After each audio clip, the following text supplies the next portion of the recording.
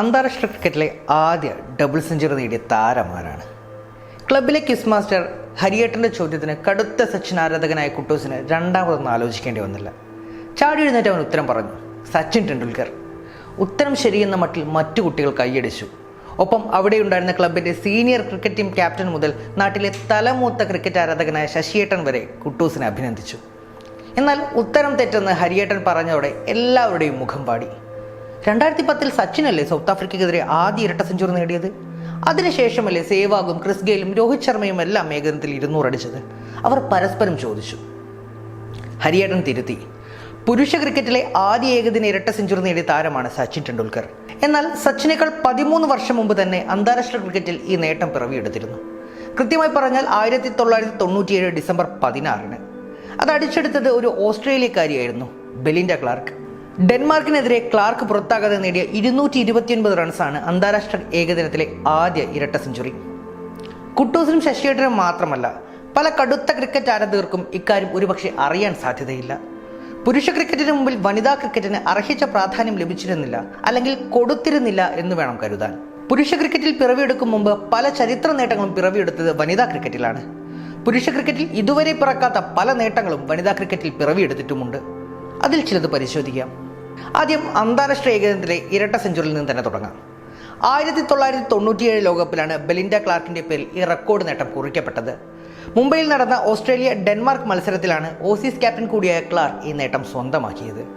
155 പന്ത് നേരിട്ട താരം 22 ഫോറുകളുടെ അകമ്പടിയോടെ പുറത്താകാതെ 229 റൺസാണ് നേടിയത്.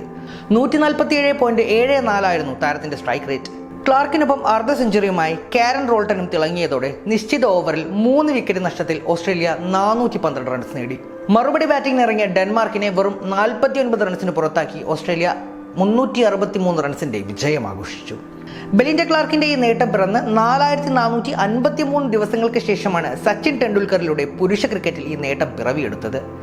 സൗത്ത് ആഫ്രിക്കയ്ക്കെതിരെയായിരുന്നു സച്ചിന്റെ റെക്കോർഡ് നേട്ടം.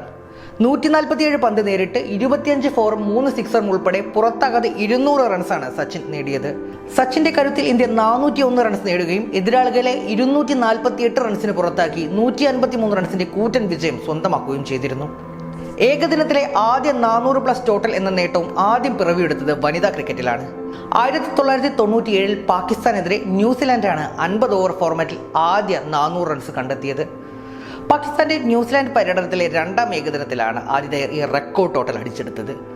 1997 ജനുവരി 29 നടന്ന മത്സരത്തിന് ക്രൈസ്റ്റ് ചർച്ചാണ് വേദിയായത്. മത്സരത്തിൽ ആദ്യം ബാറ്റ് ചെയ്ത ന്യൂസിലാൻഡ് നിശ്ചിത ഓവറിൽ 5 വിക്കറ്റ് നഷ്ടത്തിൽ 455 റൺസ് നേടി. ക്യാപ്റ്റൻ മയ ലൂയിസിന്റെ സെഞ്ചുറിയാണ് ടീമിന് മികച്ച സ്കോർ സമ്മാനിച്ചത്. ലൂയിസ് 72 പന്തിൽ 105 റൺസ് നേടി പുറത്തായി.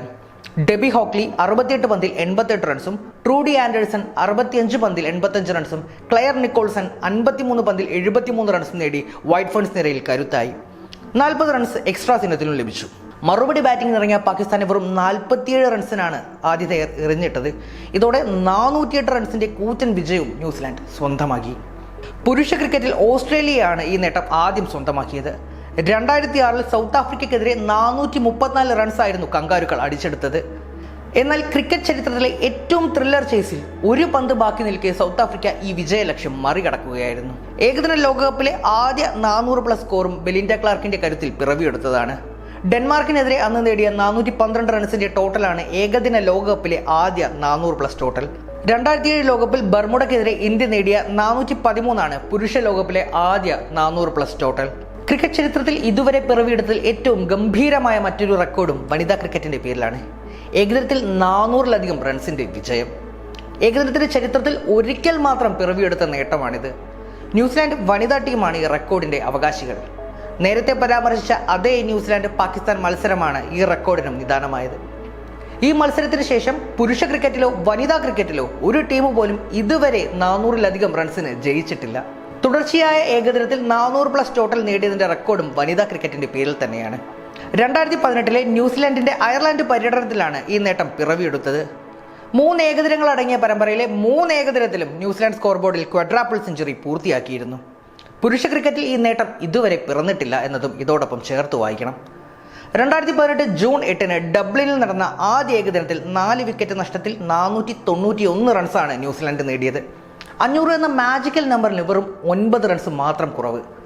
2 ദിവസത്തിന് ശേഷം രണ്ടാം ഏകദിനവും അതേ ഗ്രൗണ്ടിൽ തന്നെ നടന്നു. ആതിഥേയരെ വീണ്ടും പഞ്ഞിക്കിട്ട് 418 റൺസാണ് ന്യൂസിലാൻഡിന്റെ ബാറ്റർമാർ സ്വന്തമാക്കിയത്. ജൂൺ 13 പരമ്പരയിലെ മൂന്നാമത്തെയും അവസാനത്തെയും മത്സരം. ഇതിനോടകം പരമ്പര നഷ്ടപ്പെട്ട അയർലൻഡ് അവസാന മത്സരത്തിൽ വിജയിച്ച് മുഖം രക്ഷിക്കാനുള്ള ശ്രമത്തിലായിരുന്നു. എന്നാൽ ന്യൂസിലാൻഡ് താരങ്ങൾ വീണ്ടും വെടിക്കെട്ട് ബാറ്റിംഗ് പുറത്തെടുത്തു. 440 റൺസാണ് ടീം അന്ന് അടിച്ചെടുത്തത്. ഈ മത്സരത്തിലാണ് വനിതാ ക്രിക്കറ്റിലെ രണ്ടാമത് ഏകദിന ഡബിൾ സെഞ്ചുറിയും വനിതാ ഏകദിനത്തിലെ ഏറ്റവും ഉയർന്ന ടോട്ടൽ പിറന്നത്.